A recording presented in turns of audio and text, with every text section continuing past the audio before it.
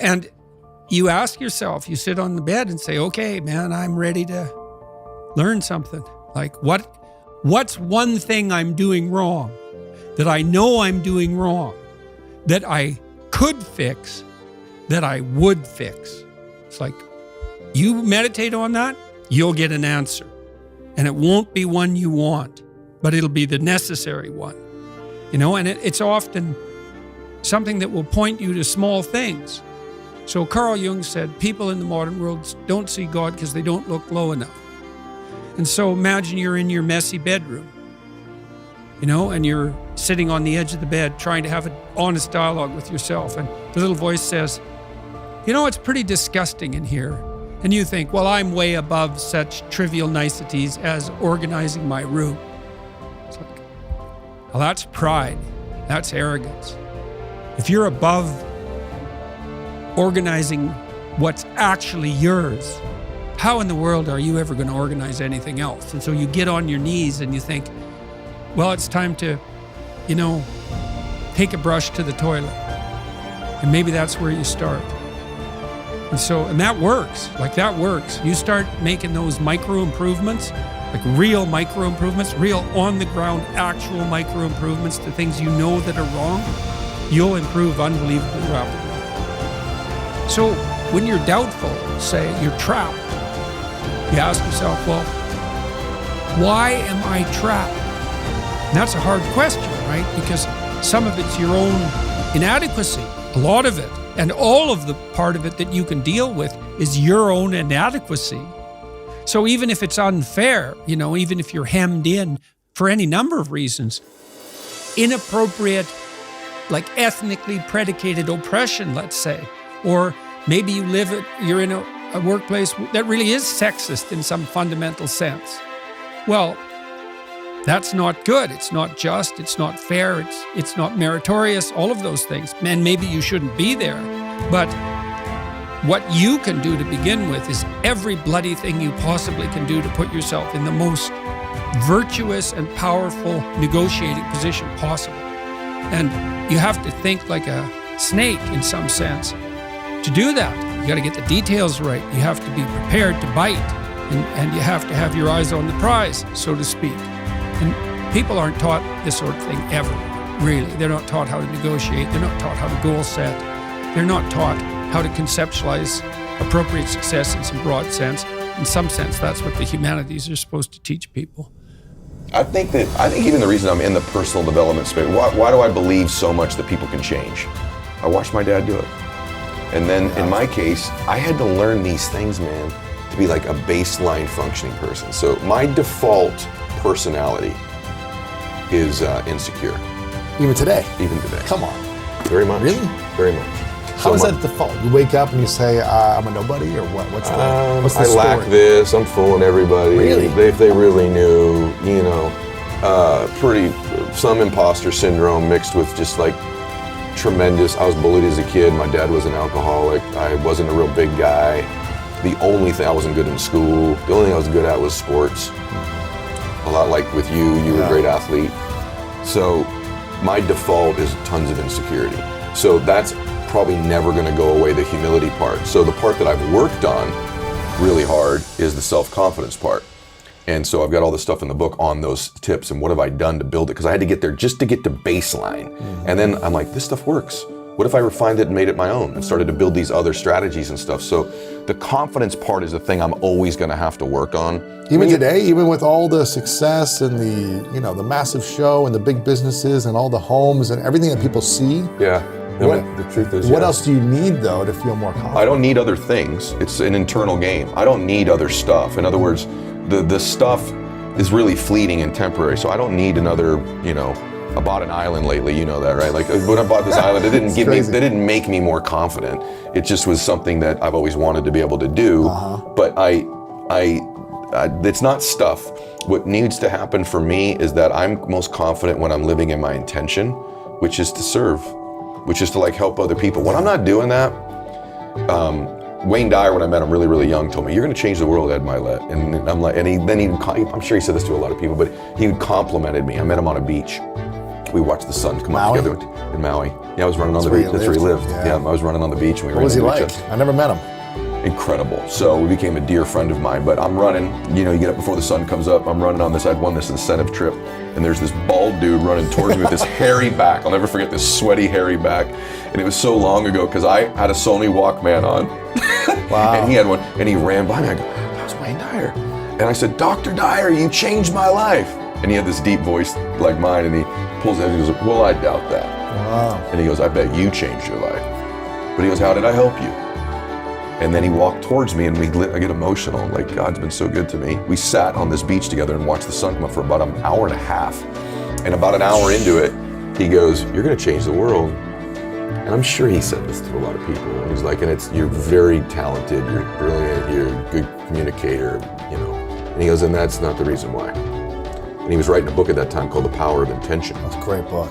Great book. Incredible book. And he goes, you really intend to help people. And he goes, all these things with your father and your upbringing and all that, Ed, he goes, that's all made you.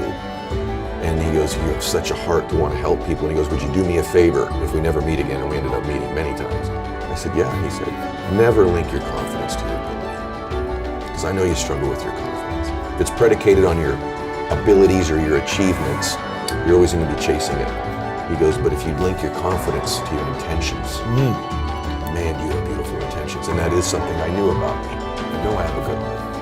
And I've never forgotten that. So when I do a podcast or a speech, I just connect to my intent, you know, and it's been the one thing that's brought me confidence. Because if you said, hey, Ed, you gotta be confident because you're great, or you got a house, or you have a plane, I go, yeah, but. But if you go, you gotta be confident because you have beautiful intentions to help people, I go, I might have to listen to you. You might be right. Yeah. And that's where my confidence comes from. If you don't have self-confidence, here's what you have. You have a really bad reputation with yourself. Yes. You have built a habit of not keeping the promises you make to yourself. We've all heard this before, but there's a level. I have a chapter in the book called One More Standard. Here's how I built what I would call almost superhuman confidence in spite of my insecurity. Think about that. Superhuman confidence in spite of my insecurity. That's exactly what you just said. It's an effort play. If you don't have self-confidence, you've never kept the promises you make to yourself. Check that box. If you have self-confidence, you've started to keep the promises you make to yourself. If you want to have superhuman self-confidence, you keep the promises you make to yourself and one more. So if I'm going to get up and I'm going to work out, I'm going to do 10 reps in the gym, I do one more. If I'm going to do 45 minutes on the treadmill, I do one more. If I want to make 10 contacts in a day, I do that and one more. If I'm going to tell my daughter I love her every day, I'm going to do that and one more. And so that higher standard, because in life, we don't get our goals, we get our standards long term. And so if your standard is one more, what starts to happen is you go, I'm willing to do things other people aren't willing to do. And I combine that I have great faith, great associations, and I intend to help people. This is a formula to build wonderful self-confidence and never lack humility when you have it. Most of us have been conditioned not to take a risk. People ask me all the time, what does it take to be happy? And I always tell them it's really simple. One word, progress. Progress equals happiness. If you keep growing, you're gonna feel alive. And if you keep growing, you're gonna have more to give. And when you're growing and giving is when life is magnificent. It doesn't matter how many statues, Oscars they give you, or Emmys, or how much money you have in the bank. We've all seen people have all those things, and I get the phone call because they're depressed, or somebody commits suicide in that area. So it's really an inner game, and I think that's what's missing for us today. Everybody's focusing on the outside world, and hell, there's a lot of things in the outside world you'll never be able to control. You can influence, but you can't control it. This, your mind, your emotions, your body, you have 100% control over what you do with these things, and that's where the game is won. You win the inner game, then you win the outer game. But a lot of people spent their life trying to win the outer game, they won, and they're miserable. So to me, success without fulfillment is the ultimate failure. And so many people are focused on success still, which to me is like, there's nothing wrong with it, but it's like success is getting what you want.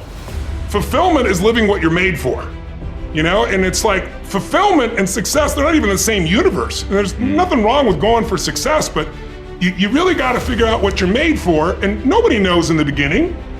So you start where you are and you do what's in front of you, do what's next, and you keep growing until you start to discover, hey, this is my real passion. This is my real hunger and drive. And it can change. People go for 5, 6, 7 years, and then they usually question their business, their career, their body, their relationships. And then one of two things happens. They change direction and feel renewed, or they go, no, I got a great deal here. What the hell's wrong with me? And they recommit and they get stronger. But that's life. And if you don't grow, I don't give a damn how much you got going for you, you're gonna be miserable. If you look at a person's life, most people major in minor things. Jim Rohn, my teacher, used to say that to me all the time, meaning they know about all kinds of things that don't matter. But there's maybe a half dozen things that matter most. There's your body, there's your emotions, there's your relationships, there's your finances, there's your career or your sense of mission or your business. And then there's the spiritual side of life. And so I've always taught on all those areas, but in 2008, when all hell broke loose the first time, I've worked with Paul Tudor Jones, one of the top 10 financial traders for now 26 years. And so I knew a little bit in this area. And I always say this, and this is why when we talk about the darkness and the dark side and all that other stuff, people forget this. I always say this. When does a new day start? It starts at midnight. Is it dark outside at midnight? Yes. So if a new day and a new beginning starts in the dark every day, that's when your new beginnings start. My individuals come to me and say, listen, I have these dreams. I have these thoughts. And the first thing I tell them, your dreams and thoughts better be so big that they better scare you. They better scare you. Why? Because you're not thinking big enough then. You don't want it. It has to be something that nobody else has thought about before or done before. The process it takes to be number one and stay at number one, you have no idea. What is the consequence, the long-term consequence of acting? So many people, especially because of the world I live in, Instagram and social media, we kind of build out these personas and then we almost follow the implicit instructions that come with those personas. Well, that's the problem right there, is that, that I'm trying to get a hold of the Disney people at the moment because I want to do a lecture series on Pinocchio, because I think Pinocchio is a brilliant work of art. And if you're a puppet and an actor, and Pinocchio is both at times in that movie, both a puppet and an actor. So why an actor? Why is there something wrong with being an actor? Well, the first question is, who sets your role? And then the second question is, who's pulling your strings? So you've put on this front that is there to make you popular and sexy and desirable and to mask from yourself your own inadequacies. But that's a role. Well, who wrote it? And for what purpose? And so Jung said, for example, that we all acted out a myth, whether we knew it or not. And maybe you're acting out a tragedy. Maybe you're acting out Narcissus. You don't know, because you've put that on yourself in an attempt, in some ways, to deliver to people what they want, or more accurately, to look as though you're delivering to people what they want. And it's not nothing to do that, right? Because at least you're attempting, in some sense, to adapt to the social world.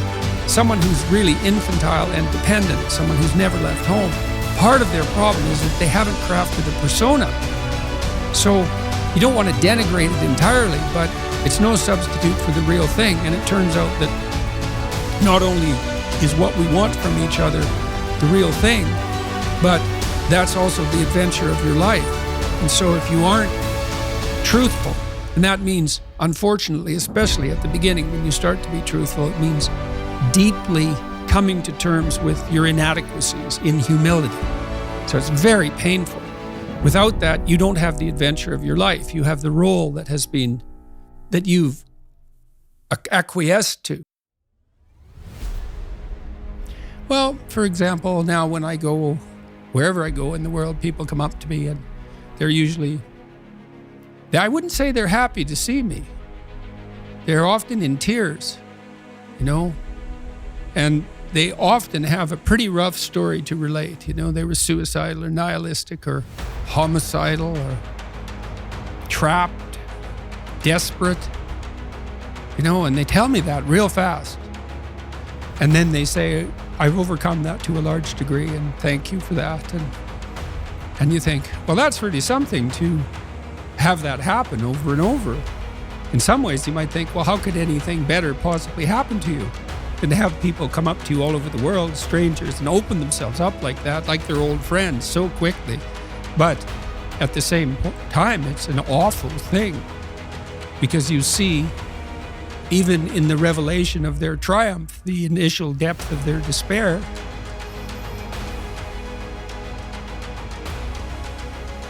So I wouldn't change that. But it's not nothing.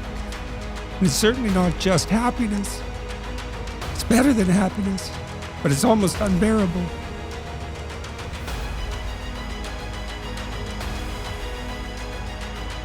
So we say, I was one decision away from changing my life the whole time. One choice. And he'd say, Eddie, you're not as far away from these dreams as you think you are. And I'd say, really, Dad? And he'd go, no, you're actually a lot closer than you think. But because you think it's so far away, you behave in accordance with that belief system, and it always keeps it that far away from you. So how do we bring our dreams closer to us? The first thing is, that's a great question. The first thing is you need to believe and know that you're one decision, one relationship, one meeting, one book, one thought, one something away from a completely different life. And when you know that, then you begin to look for them. And so in the second chapter of the book, I have a thing in the book called the matrix. And your matrix is your reticular activating system in your brain. It's the filter for your entire life. Okay, and this filter reveals to you the world that's in front of you. Again, an example of it is, I like what Musk is doing. So I just bought a Tesla. I drove it here today. I got a Tesla too. You do? Model X, or what do you got? I got a Plaid. Okay, wow. I got a Plaid. It's a good one. Nice. And so I bought this Plaid, and all of a sudden, man, everywhere I go, there's Teslas. You see them everywhere. They're everywhere. I'm like, whoa, I see them everywhere. Another one. 3 lanes over, other side of the road. Freaking Tesla. This is crazy. They were always there. Why didn't I see them before? Because they weren't part of my RAS. So the key thing I teach you in the book, how to slow down time and create the matrix of your life. When you make the Teslas of your life, those relationships, those meetings, those thoughts, those encounters, you can very easily do this, but there's a process of repeated visualization you do that's not complicated. It's chapter 2 of the book, and it will shift you. The other component too, I have a chapter in the book called Become an Impossibility Thinker and a Possibility Achiever. Here's how most people's frame works. They don't have an RAS program, they're not intentional, so they keep getting. If the things most important to you are your worries, fears, anxieties, problems, bills, you will continue to have people, places, and things revealed to you that confirm it. And if you operate out of your memory and your history, this is your pattern, your framework, you will continue to find those things. You need to learn to operate out of your imagination and your dreams. This is a different framework for life. Imagination is different than dreaming. Imagination causes you to create dreams and thoughts that never happen. When you imagine something, you create a space. Once you have a thought, this is powerful. When you have a thought, you create a space that did not exist in the world before you had that thought. And that space now exists. And the way your brain works and your life works and the universe works is it tries to furnish that space, whether it's a negative or a positive thought. It starts to hear things it wouldn't hear. That's why, like when you're in a crowded room and they say, Lewis, you can hear Lewis auditorily over all the noise. Why? It's in your RAS. It's why you see the Tesla. Okay? So the key thing is being able to operate out of this imagination. Why is imagination so important? When you were a child, 3, 4, 5 years old, you were probably happier than you are right now. Why? 2 reasons. A, you were closer to God. You had just been with God more recently. And 2, you operated out of your imagination. You didn't operate out of a history and a memory because you didn't have one. And slowly over time, by the time you were 10, 11, 12 years old, loving people installed their limiting thoughts and beliefs, their software into you. Because most things in life are caught, not taught. You catch them. Wow. And so now you're starting to operate out of history and memory, and you repeat it, and your RAS begins to see the things that reinforce that history and memory. And so you basically have the same life over and over again with a different cast of characters in a different environment, but the same emotions. You have the same emotional home. My dad used to say to me, every call, bro, till the day he died, and I'm 50 years old, he could blah, blah, blah, whatever we're talking about. Last thing he would always say to me, be careful. Be careful. What the heck? And I go, careful with what? I don't know. I never knew. But what is that programming from the time you're 8 years old? Be careful. Hey, go to school. Watch out. Be careful. So what it operated out of this fear thing, right? Oh, I need to be careful, but don't make this risk, don't take that business decision, don't start a podcast, don't get on that stage and speak, don't do this, don't do that. You say that to an already unconfident, insecure person. He meant it lovingly. By the time I'm 50, worth hundreds of millions of dollars, be careful. He didn't even know he was saying it to me. But what was he doing? He was installing, God bless him, his limiting beliefs into me as a little boy. So a lot of these things that you believe, you were defenseless when you started to believe them. They were installed in you by loving people who were around you. Right. And even though your life may look differently, your emotional home, the 4, 5, 6 emotions you experience pretty regularly, might be really familiar from your parents, 1 or 2 of them, right? And so you need to look at your emotional home. 2 weeks ago, 3:15 in the morning, I wake up, I'm crying. And I wake Christiana up, I go, babe, someone helped Dad. She goes, what, honey? I said, someone helped Dad. She goes, what do you mean? I said, babe, I never thought about this. In my dad's darkest, worst moment of his life, in some coffee shop or some room somewhere, some precious soul helped my dad. Reached out to him, talked to him. Talked to him and got him sober. Wow. And I said, babe, that's not the powerful part. And I have no idea who this person is, but I wonder if they know the difference they made in Max and Bella's, my children's lives, or your life, Wow. or the millions of people I've helped. That one decision they made. And she goes, oh my gosh, I said, I never thought about this beautiful human being. I always gave the credit to my dad, but some stranger helped him. And I said, babe, this is the bananas part. Do you know what qualified them to help my dad? They're messed up. They were an alcoholic. They were a drug addict. Little did that person know the things they were the most ashamed of, the biggest mistakes of their lives, when they were using drugs and drinking and stealing it. That was qualifying them to change my dad's life. And all of us, we run around carrying these bags of, I'm not qualified because I made this mistake, I had this bankruptcy, this relationship didn't work, I did this thing you don't know about, I'm so ashamed of. And that's why you're qualified. That's the thing that qualifies you. Yeah. The humanness in you. You are the only human being with your combination of gifts that you were given, whatever they are, and your experience. And real human beings help real human beings by being vulnerable and transparent, saying, I know where you are. I've messed up worse. Right. I've made greater mistakes. I felt more. I know that depression. I know that anxiety.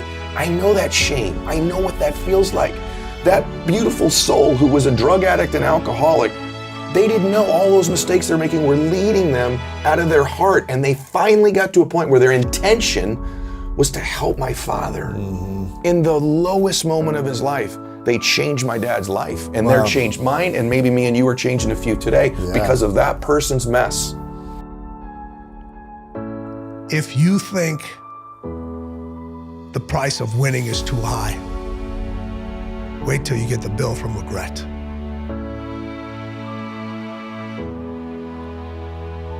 And that bill from regret is generational. And there's a lot of people listening to this that bill has been passed on from generation to generation, and you are holding that bill right now.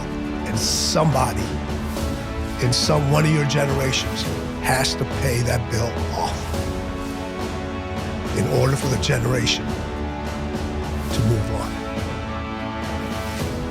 And the only way that bill gets paid off is you gotta be willing to make the hardest decisions.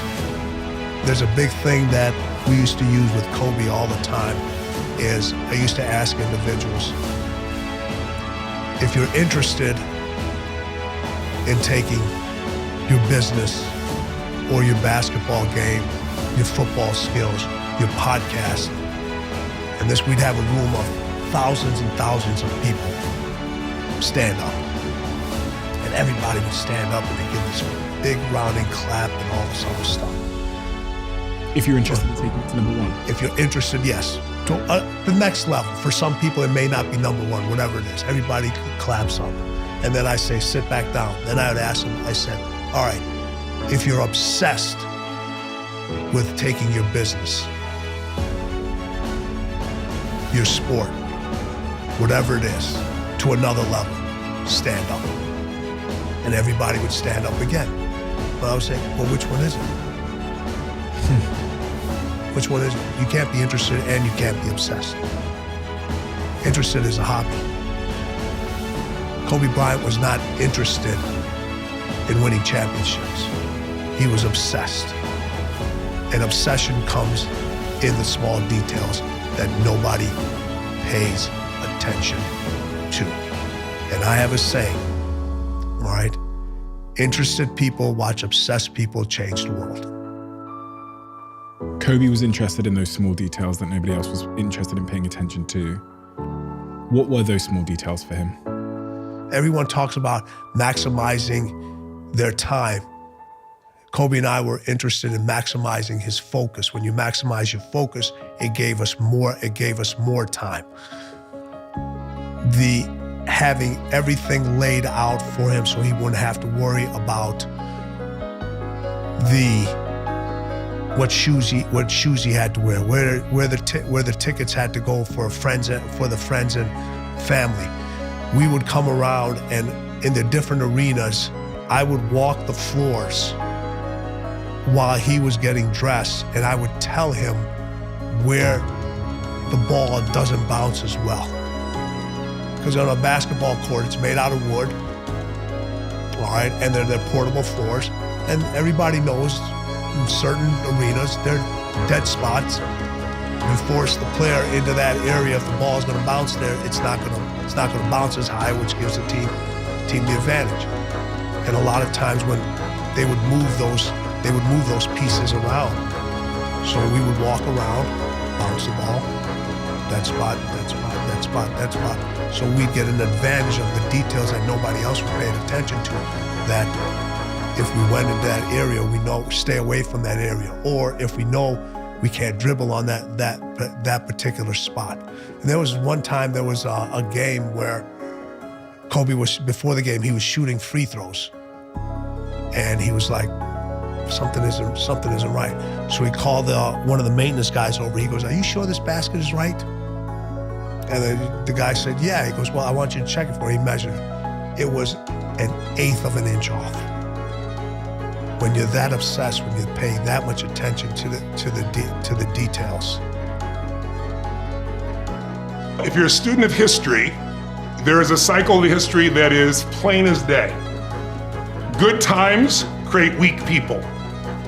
Weak people create bad times. Bad times create strong people. Strong people create great times. This is the cycle of history. 1,000 years of Roman history. There's a great book I recommend anyone read. I read it in 1997. It's not a beautiful read, but you need to understand it. It's called The Fourth Turning. Or you could read the book Generations, but it's about 700 pages, 800 pages. Bill Clinton gave me that book, and that's where I started. And it explains how our thinking, our process is so affected by the way we're raised generationally, the experiences we go through. So let me give you an example of why we're having challenges today and why I'm more than hopeful. Let's say you were born in 1910. Now think of it this way first. Remember I talked about pattern recognition, pattern utilization, pattern creation. What gave humanity its greatest jump in its capacity was pattern recognition around seasons. Up until that time, we were hunter-gatherers, barely able to survive. It all depended on what was happening in the environment. We were dependent on the outside world. But once we understood the seasons, that planting in the springtime and then taking care of through the summer, boy, in the fall you can reap. And then there's gonna be winter and you gotta hang on to this stuff so you can survive. Once we recognized that pattern, humanity transformed. Communities were created, eventually cities and countries and states, right? So think of it this way. There's also a pattern of your history as a human. 0 to 21, 19 to 2021 is a springtime where everything's easy. It's easy to grow. Growth happens. You don't have to do squat. Your body grows, life grows. And some of us had a more protected childhood. Some of us had no protection. We had to step up and take care of things when we were 7 or 8 years old. But regardless, overall, it's a time in which people look out for you. You're taught things. You consume what you're taught. But once you come 19, 20, 21 roughly, and sometimes it's 16 for some people, 25 for others, but you get the picture, you enter a new season of life. You go to the summertime where you start testing and go, well, this is what I was taught, but do I really believe this shit? This is what people say, but now I'm in a relationship, And so all of this next 20 years is an explosive growth period if you work at it from 21 to 41. From 42 to 62, is a reaping time. If you planted really in the spring and you pushed hard through the summer, you're gonna reap. Now, if you didn't plant in the springtime, you're gonna weep in this season. You're gonna be like, I don't have any money, I don't have any time, I don't know what to do, where am I going? But that's a season of power. That's when you really start to be able to lead companies, businesses, environments, and so forth. And again, some people get there earlier, some later, but overall, generationally, that's it. And then 63 to 83 is winter, and that winter time is a little different for somebody. Right now, that time is, maybe it's time, I'm an elder in the community, now it's time for me to mentor, to communicate. And if you're lucky, it goes 83 to, say, 103. Or the oldest living human is about 119 if you were lucky enough to do that. Maybe you get an extended period of time where you enter the next springtime. So there's seasons that you got to understand, because if you plant in the winter, I don't care how hard you work, you get no reward. If you bought a house, sounds wonderful, in 2007, normally great. 2007, probably not so great. You're probably just starting to do okay in the last 3 or 4 years, right? So there's a timing to things. There's a timing in your life. There's also timing in history. So imagine you're born in 1910. When would you come of age? 19 years old, 1929. What did you grow up with? World War I ended during that time, the whole world celebrated, and the roaring 20s began, and you're in your teens, cars, radios, parties. You can't wait to turn 19, 20, 21, right? And what happens? For that generation, right at that stage of life, the whole game, the wolves pull out from it, and people are jumping out of buildings, the economy goes to the floor, we got the Dust Bowl. But it didn't end there. Because what happened when they were 29? 1939, World War II. And you and I are too young to know it, but those around know that it looked like we were going to lose. Hitler was storming across Europe. It looked like life as we know it was over. And these people went overseas and became heroes. They faced such unbelievable, they were thought as flappers, they were thought as weak, they were a lot like a lot of the generation that you see today, the Z generation, not so much because they're just coming up, right? But the millennial generation, by older people, they see them as weak, they're snowflakes, they're this and they're that, but they have technology, they have insights. And when the outside world is demanding enough, not yet, because they're still fearful, they will grow. And that's when things change. And so the season occurs. So think about the difference between the 30s and the 40s versus the 50s versus the 60s as we came after 63 into an American summer as a different mindset versus the 80s to the 2000, 2010. So we're right now halfway through winter. We're in another winter. It starts financially. Now it's gone to health, but we're far from it. It's going to be war. And it might be cyber war, it might be full-on war, but there's zero question that China and the US are on a collision course that's going to shape the direction of humanity. And so the people that right now are alive today are going to have to grow in that environment. I really think we're at a season where there's going to be a whole new level of growth. And what I just want to do is be one of the many sources that can give people perspective, because here's the problem. A year ago, people thought we were coming out of, we got vaccines now, and we're coming out of COVID, and it's going to be all over now. People are excited. But now, after going through 2 years of this, there's a lot of people now that no longer have a compelling future. Like, people talking about New Year's resolutions. Most people don't even have one, because it's like they never followed through anyway, right? But at least they had something to look forward to. They're starting to get into learned helplessness. Learned helplessness is when something is so bad over and over again, you start thinking the problem's permanent. No problem is permanent. Or you start thinking the problem's pervasive because I haven't handled my finances, my whole world's over. Or because my relationship's bad, my whole world's over. Your life is bigger than that. Or all this is happening because there's something wrong with me. When you get to that point, you stop trying. And so my goal right now is to shake that up for people. People need a new perspective, and you can't do it by just sitting and thinking. You gotta move your body, you gotta change your energy and your focus, because low level of energy, I don't think how smart you are, you're not gonna use all your ability. But if I get you into a higher state of being, mentally, emotionally, physically, then all of a sudden you start remembering who you are and you start coming up with answers that you never even thought were possible before. The idea of remembering who you are is something incredibly powerful. There was a Batman cartoon where he gets amnesia and he gets put in like a camp, basically, a work camp, and he can't get out. And then one day, and he feels stuck and weak and, afraid. And then something happens, I don't remember what, triggers his memory. And he remembers that he's Batman. And all of a sudden, just in remembering that he's Batman, he then takes the actions to fight his way out. And look, I know it's a cartoon, But that has always resonated with me. And whenever I'm feeling anxious about something, I always tell myself, remember who you are. And there's so much power, even though I know that it's BS, because I am also the guy that's afraid. But there's something incredibly powerful. That's called being human. But you're really talking about the most important concept in lasting change, identity. We all define ourselves in certain ways. And most of us defined ourselves years ago, and we haven't done an update. And now you're in an environment where you're constantly told how bad it is, how terrible it is. So that stimulates the old part of the human brain, the fight or flight mechanism, the part of your brain that's always looking for what's wrong so you can hide from it, or you can fight it, or you can freeze and hope it doesn't notice, or you can run from it. And so that part of our brain's never gonna make you happy. It's an important part. There's no saber-toothed tiger for us to run from anymore or fight, right? Not for most people. But now we get that about what are people saying about me online, or do I have enough money in a country that even if you have very little money in America, even if you're in quote unquote a poor environment, I provide 100 million meals a year. I'm almost to 1 billion meals now. I'm at 825 million meals to give you an idea in the last 7 years. So I'm into helping everyone I possibly can, but you gotta help them here and here too. So I use the food as the excuse to get into here and here and start showing people what's possible.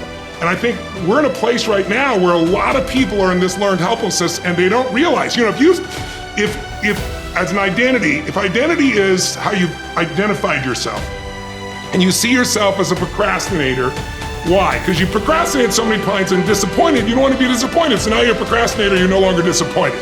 You feel certain, you'll never have your goals, but you feel certain. That's what most people do in their life. But if you set, let's say, a thermostat in this room at 78 degrees and the temperature drops far enough, something's gonna happen. Because the computer's gonna go, hey, you're at 78 degrees, what are you doing here at 68? And the heaters kick on and suddenly you get this drive. I'm sure your listeners or viewers have had this experience many times in their life where finally it's not another day, I'm changing this relationship, I'm losing this weight, or I'm gonna finally do something. And then you push. Now some people push, and they go beyond their comfort zone, beyond what they expect, not their goals. It's what they're used to, it's their comfort zone. And let's say that 68 degrees is what they're used to financially. It's not what they want, or their relationship, or spiritually, or physically. And they grow to 88, 98, 99 degrees. Suddenly the brain goes, hey, what are you doing here? You're not a 99 degreer.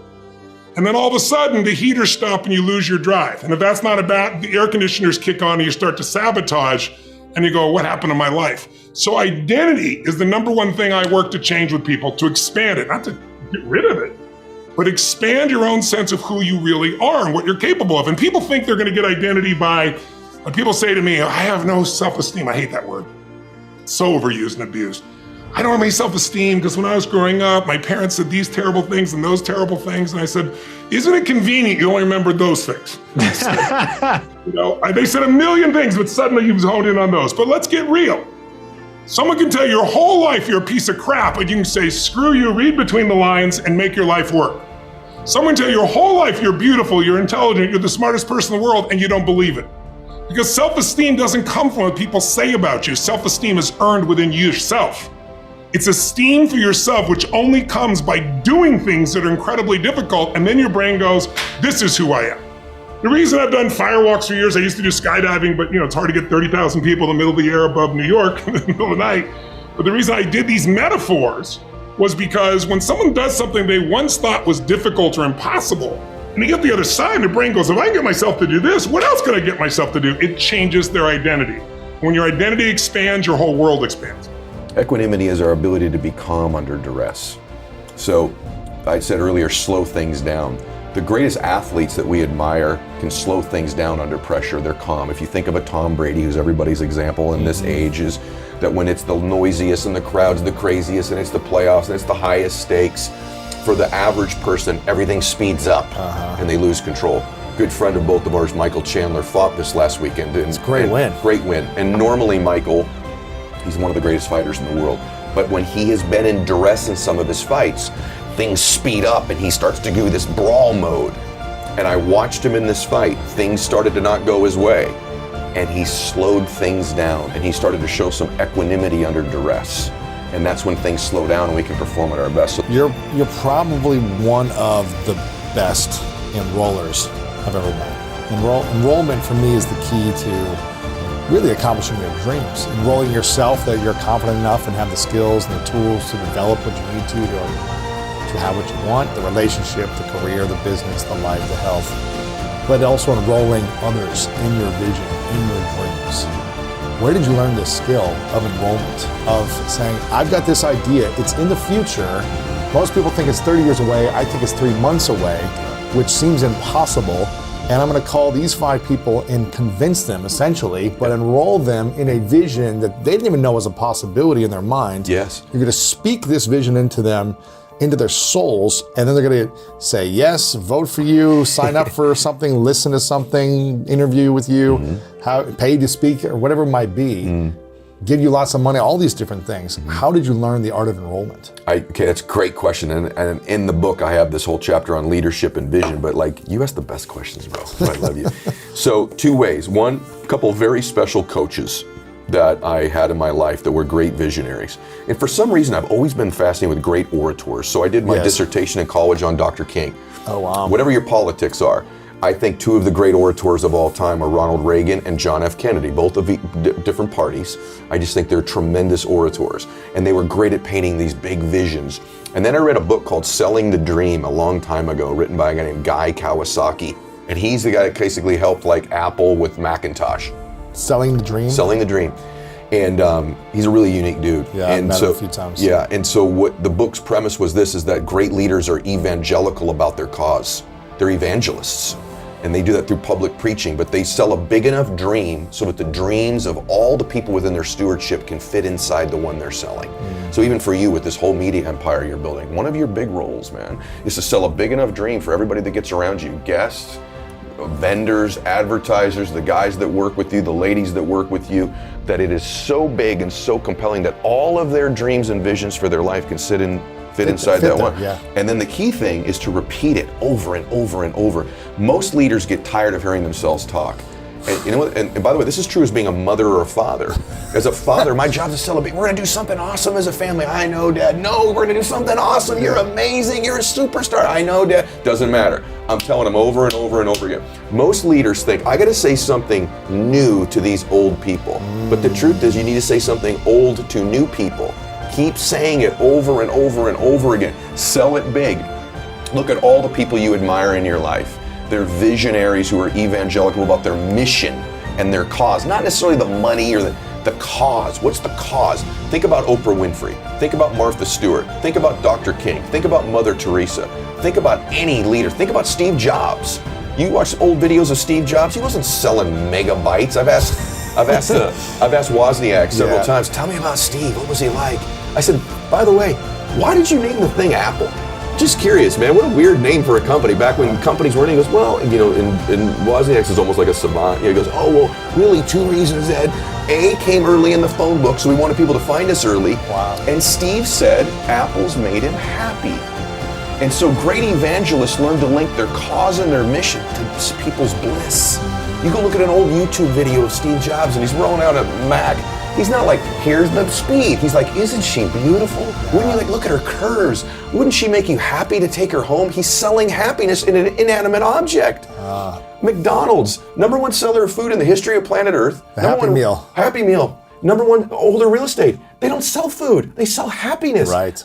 Their #1 meal is a Happy Meal. Their mascot's a clown. Yeah. It has nothing to do with food. Yeah. But they're in the evangelical dream selling happiness business. What's the #1 thing they sell in there? Coca-Cola. You get a Coke and a smile. Yeah. Happiness. So great entrepreneurs, great parents, great people have this energy where they're selling you a dream that's big enough that you can fit inside it, and the dream at the end is happiness. Yes. That's the formula. It seems to be a bit of a paradox that sometimes our dark side, whatever that might be, it could be being bullied in school and the consequences that had, or, you know, as you say in the book as well, being overweight and being bullied for that, or some trauma, whatever you've had in your life. It seems to be a paradox that our dark side can both be the driving force of our life and also the cause of so much pain. So it can be the thing to put us in pain and then also the thing that drives us out of pain.